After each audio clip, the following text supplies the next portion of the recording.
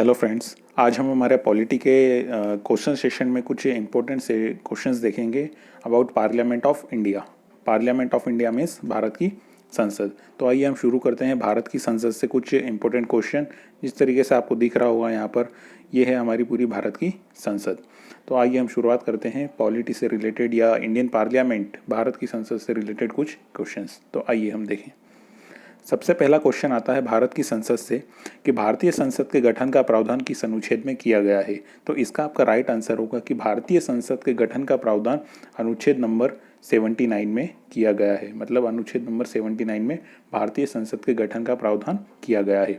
तो हम थोड़ा सा डिस्क्रिप्शन या थोड़ा सा और इस क्वेश्चन के बारे में देखें कि अनुच्छेद 80, तो अनुच्छेद 80 या आर्टिकल नंबर 80 में किसका डिस्क्रिप्शन दिया हुआ है हमारे कॉन्स्टिट्यूशन में।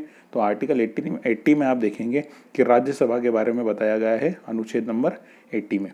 नेक्स्ट ऑप्शन देखते हैं अनुच्छेद नंबर 81, मतलब आर्टिकल नंबर 81। तो आर्टिकल नंबर 81 के बारे में ध्यान रखिएगा कि आर्टिकल नंबर 81 में क्या दिया गया है। तो आर्टिकल नंबर 81 में यहाँ पर लोकसभा के बारे में बताया गया है। तो इसका राइट आंसर होगा आर्टिकल नंबर 79। नेक्स्ट क्वेश्चन की ओर हम आगे बढ़ें। तो नेक्स्ट क्वेश्चन है कि भारत में संसद की व्यवस्था किस देश के संविधान से ली गई है। तो ध्यान रखिएगा, इसका आंसर है कि भारत में संसद की व्यवस्था कहाँ से ली गई है। तो ध्यान रखिएगा, भारत में संसद की व्यवस्था ली गई है आपके ब्रिटेन के संविधान से। ब्रिटेन के संविधान से भारत की संसद की व्यवस्था ली गई है। ऑप्शन नंबर ए है अमेरिका। तो अमेरिका से हमने क्या लिया है। तो ये ध्यान रखिएगा कि अमेरिका से हमने लिए हैं फंडामेंटल राइट्स मीन्स हमारे मौलिक अधिकार। आयरलैंड से आप लोगों ने क्या लिया है या आयरलैंड में हमारे संविधान से क्या लिया गया है। तो ये ध्यान रखिएगा कि आयरलैंड से हमारे संविधान में डीपीएसपी मतलब directive principle of state policy, राज्य के नीति निर्देशक तत्व आयरलैंड से हम लोगों ने हमारे संविधान में लिए हैं। रूस से हमने क्या लिया है। तो रूस से ध्यान रखिएगा, रूस से हमने फंडामेंटल ड्यूटीज मीन्स हमारे मौलिक कर्तव्य हमने रूस से लिए हैं। नेक्स्ट क्वेश्चन की ओर हम आगे बढ़ें। तो भारतीय संसद के दो सदन कौन कौन से हैं। नेक्स्ट क्वेश्चन ये पूछना चाह रहा है कि भारतीय संसद के दो सदन कौन कौन से हैं। तो इसका आप आंसर ध्यान रखिएगा कि भारतीय संसद के दो सदन होते हैं, एक होता है लोकसभा और एक और होता है राज्यसभा। ठीक है। नेक्स्ट क्वेश्चन की ओर हम आगे बढ़ें। तो संसद के कितने अंग होते हैं। तो यहाँ पर ध्यान रखिएगा, बहुत सारे स्टूडेंट यहाँ पर मिस्टेक करते हैं कि संसद के दो अंग होते हैं। ठीक है, एक राज्यसभा और एक लोकसभा। बट यहाँ पर ध्यान रखिएगा, इसका राइट आंसर होता है 3 कि संसद के कितने अंग होते हैं। संसद के 3 अंग होते हैं। हमारे जो राष्ट्रपति हैं, राष्ट्रपति भी एक संसद के अंग ही होते हैं। तो संसद के कितने अंग होते हैं आपके, एक राष्ट्रपति, एक लोकसभा और एक राज्यसभा। तो चौथे का सही आंसर है संसद के कितने अंग होते हैं, 3 अंग संसद के होते हैं। नेक्स्ट क्वेश्चन की ओर हम आगे बढ़े कि राज्यसभा के सदस्यों का कार्यकाल कितने वर्षों का होता है। राज्यसभा के सदस्यों का कार्यकाल कितने वर्षों का होता है। तो इसका आपका राइट आंसर है 6 वर्षों का। यहाँ पर 5 मिस्टेक से मत कीजिएगा कि बहुत सारे स्टूडेंट जल्दी जल्दी में कि 5 वर्ष लगभग सभी का होता है, लोकसभा का, मुख्यमंत्री का, प्रधानमंत्री का। तो ध्यान रखिएगा कि राज्यसभा के सदस्यों का कार्यकाल कितने वर्ष का होता है, 6 वर्षों का होता है। और यहाँ पर ध्यान रखिएगा कि 6 वर्षों का होता है राज्यसभा के सदस्यों का कार्यकाल। नेक्स्ट क्वेश्चन की ओर हम आगे बढ़ते हैं। तो नेक्स्ट क्वेश्चन कि राज्यसभा को कब भंग किया जा सकता है।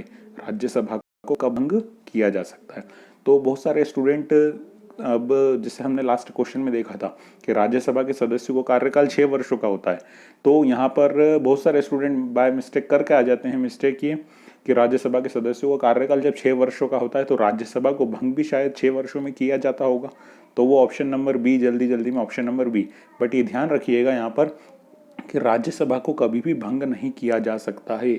इसका आंसर है ऑप्शन नंबर डी, राज्यसभा को कभी भी भंग नहीं किया जा सकता है, क्योंकि इसके 1/3 मेंबर, कितने मेंबर, 1/3 मेंबर हर 2 साल में रिटायर्ड होते हैं।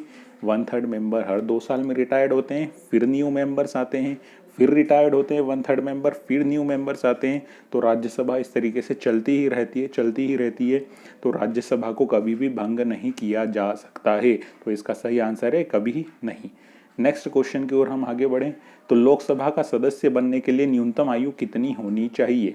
लोकसभा का सदस्य बनने के लिए आपकी न्यूनतम आयु कितनी होनी चाहिए। तो इसका सही आंसर है लोकसभा का सदस्य बनने के लिए आपकी आयु होनी चाहिए मिनिमम 25 वर्ष। ठीक है, मिनिमम 25 वर्ष। अब आप देखें कि राज्यसभा का सदस्य बनने के लिए न्यूनतम आयु कितनी होनी चाहिए, तो राज्यसभा का सदस्य बनने के लिए न्यूनतम आयु 30 वर्ष होनी चाहिए। राष्ट्रपति और उपराष्ट्रपति बनने के लिए आपकी न्यूनतम आयु कितनी होनी चाहिए, 35 वर्ष। तो राष्ट्रपति और उपराष्ट्रपति बनने के लिए आपकी न्यूनतम आयु कितनी होनी चाहिए, 35 वर्ष। एंड ऑप्शन नंबर डी है 18 वर्ष। तो 18 वर्ष के बारे में ध्यान रखिएगा कि आपकी वोट डालने मतलब मतदान करने के लिए आपकी मिनिमम आयु कितनी होनी चाहिए, 18 वर्ष। मतदान करने के लिए मिनिमम आयु कितनी होनी चाहिए, 18 वर्ष। एक फैक्ट और ध्यान रखिएगा इस क्वेश्चन में, जो 18 वर्ष है, पहले आपकी 1989 से पहले ये जो मतदान करने की मिनिमम आयु आपकी थी वो थी 21 वर्ष। 21 वर्ष से घटाकर 18 वर्ष कर दी गई और 21 संविधान के संशोधन से की गई थी 61st कॉन्स्टिट्यूशनल अमेंडमेंट एक्ट के द्वारा आपकी जो 21 वर्ष से 18 वर्ष मतदान करने की आयु की गई थी। और उस वक्त हमारे प्रधानमंत्री कौन थे, उस वक्त हमारे प्रधानमंत्री थे राजीव गांधी जी। तो इस क्वेश्चन के बारे में ध्यान रखिएगा यहाँ पर। नेक्स्ट क्वेश्चन की ओर हम आगे बढ़ें तो नेक्स्ट क्वेश्चन आता है कि राज्यसभा के सभापति का कार्यकाल कितने वर्षों का होता है। राज्यसभा के सभापति का कार्यकाल कितने वर्षों का होता है, तो इस आंसर का ध्यान रखिएगा कि इसका आंसर है 5 वर्षों का होता है। कितने का, 5 वर्षों का। अब बहुत सारे स्टूडेंट यहाँ पर फिर से मिस्टेक करते हैं कि राज्यसभा के सभापति का कार्यकाल 6 वर्षों का होता है, क्योंकि 6 वर्षों का कार्यकाल राज्यसभा के जो सदस्य होते हैं उनका भी 6 वर्षों का होता होगा, तो अपना दिमाग ज़्यादा यूज हो जाता है कभी कभी।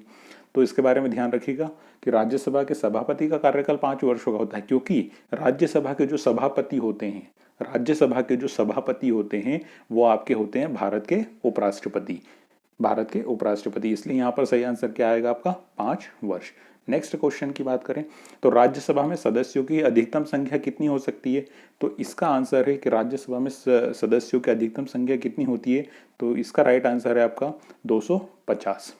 राज्यसभा में सदस्यों की अधिकतम संख्या कितनी होती है, 250। अच्छा, वर्तमान सदस्यों की संख्या कितनी है, तो वर्तमान सदस्यों की संख्या ध्यान रखिएगा, वर्तमान सदस्यों की संख्या कितनी है आपकी, 245। वर्तमान में कितने सदस्य हैं, 245, जिसमें से 233 सदस्य आपके राज्यों से आते हैं और 12 सदस्यों को आपके राष्ट्रपति जी राज्यसभा में नॉमिनेट करते हैं। ठीक है, नेक्स्ट क्वेश्चन की ओर हम आगे बढ़े तो नेक्स्ट क्वेश्चन आता है कि संसद के सदनों में कुल कितने सदस्यों को राष्ट्रपति मनोनीत कर सकता है। तो कुछ लोग इसका आंसर करके आएंगे 2, कुछ लोग इसका आंसर करके आएंगे 12। पर ध्यान रखिएगा यहाँ पर क्वेश्चन में क्या पूछ रहा है, क्वेश्चन बड़ा ध्यान से पढ़िएगा। क्वेश्चन पूछ रहा है कि संसद के सदनों में, मतलब सदन मतलब लोकसभा और राज्यसभा दोनों में मिलाकर, तो दोनों में मिलाकर करते हैं 14 को। कितने को करते हैं आपके दोनों में मिलाकर, 14 को। यहाँ पर 12 को राज्यसभा में, ठीक है, और 2 सदस्यों को लोकसभा में नॉमिनेट किया जाता है राष्ट्रपति जी द्वारा। तो ये भी आंसर आप ध्यान रखिएगा। नेक्स्ट क्वेश्चन की ओर हम आगे बढ़ें कि किस राज्य की राज्यसभा सीटें सर्वाधिक है, किस राज्य की राज्यसभा सीटें सर्वाधिक है, तो इसका आंसर है आपकी उत्तर प्रदेश, कि उत्तर प्रदेश की राज्यसभा की सीटें क्या है, सर्वाधिक है। और उत्तर प्रदेश में राज्यसभा की सीटें कितनी है आपकी, 31 है। महाराष्ट्र की बात करें तो महाराष्ट्र में राज्यसभा की सीटें कितनी है आपकी, 19 है। ठीक है, तमिलनाडु की बात करें तो तमिलनाडु में राज्यसभा की सीटें कितनी आपकी, 18 हैं। और बिहार में बात करें, बिहार में राज्यसभा की सीटें कितनी आपकी, 16 हैं। तो ये तो राज्यसभा की सीटों की बात हो गई। अच्छा, क्वेश्चन ये आता है कि कभी लोकसभा की सीटें सर्वाधिक कहाँ पर है, लोकसभा की सर्वाधिक सीटें कहाँ पर है, तो लोकसभा की सर्वाधिक सीटें भी आपके उत्तर प्रदेश में है। लोकसभा की सर्वाधिक सीटें उत्तर प्रदेश में कितनी है आपकी, 80 सीटें हैं। ओके, देन नेक्स्ट क्वेश्चन की बात करें हम, जनता का सदन का नाम बदलकर किस वर्ष लोकसभा कर दिया गया। ठीक है, तो जनता का सदन का नाम बदलकर 1954 में, मतलब 1954 में आपका लोकसभा कर दिया गया था। ओके, नेक्स्ट क्वेश्चन की बात करें कि लोकसभा में अधिकतम सदस्यों की संख्या कितनी हो सकती है। इस तरीके से हमने बोला था कि राज्यसभा में अधिकतम संख्या 250 हो सकते हैं, बट लोकसभा में अधिकतम सदस्यों की संख्या कितनी हो सकती है। तो इस क्वेश्चन का ध्यान रखिएगा कि लोकसभा में अधिकतम सदस्यों की संख्या हो सकती है आपकी 552। पर वर्तमान में लोकसभा की सदस्यों की संख्या कितनी है, तो वर्तमान में लोकसभा की सदस्यों की संख्या कितनी है आपकी, 545। ये प्रेजेंट डेटा है। एंड बात करें उसके बाद कि जिसमें से 545 में से 530 जो सदस्य है, 530 कहाँ से आते हैं आपके राज्यों से, मतलब स्टेट्स से। 13 सदस्य आपके केंद्र शासित प्रदेशों से आते हैं, मतलब सेंटर जो केंद्र शासित प्रदेश होते हैं उनसे आते हैं। और 2 सदस्यों को राष्ट्रपति नॉमिनेट करते हैं, कहाँ पर, लोकसभा में। देन नेक्स्ट क्वेश्चन की बात करें तो लोकसभा के प्रथम अध्यक्ष कौन थे? लोकसभा के प्रथम अध्यक्ष कौन थे? तो लोकसभा के प्रथम अध्यक्ष का नाम ध्यान रखिएगा। लोकसभा के प्रथम अध्यक्ष आपके कौन थे? जीवी मावलंकर। जीवी मावलंकर, गणेश वासुदेव मावलंकर लोकसभा के प्रथम अध्यक्ष थे। नेक्स्ट मीरा कुमारी की बात करें तो मीरा कुमारी जो है, ठीक है, लोकसभा की प्रथम महिला अध्यक्ष मीरा कुमारी। 15वीं लोकसभा की जो अध्यक्ष थी आपकी मीरा कुमारी थी। नेक्स्ट जो बात करें इंदौर की सांसद सुमित्रा महाजन 16वीं लोकसभा की अध्यक्ष थी और वर्तमान में जो लोकसभा अध्यक्ष है वो हैं आपके ओम बिरला। और ओम बिरला की बात करें तो ओम बिरला कहाँ से सांसद हैं? कोटा, राजस्थान से। ओके, नेक्स्ट क्वेश्चन की बात करें लोकसभा अध्यक्ष के मताधिकार को क्या कहा जाता है? लोकसभा अध्यक्ष के मताधिकार को क्या कहा जाता है? तो इसके बारे में ध्यान रखिएगा कि लोकसभा अध्यक्ष के मताधिकार को निर्णायक मत कहा जाता है। क्या कहा जाता है? लोकसभा के मताधिकार को निर्णायक मत। क्योंकि जब संसद में किसी बिल पर या किसी भी चीज़ पर अगर वोटिंग होती है तो वहाँ पर लोकसभा अध्यक्ष अपना वोट नहीं डालता है, ठीक है। वहाँ पर जितने भी सदस्य होते हैं लोकसभा के वो वोटिंग करते हैं।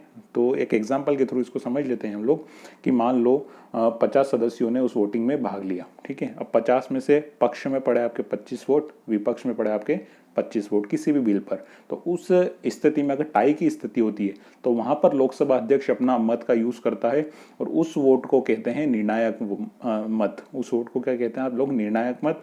और उस निर्णायक मत को इंग्लिश में कहते हैं कास्टिंग वोट। क्या कहते हैं आप लोग? Casting vote. तो ये ध्यान रखिएगा यहाँ पर।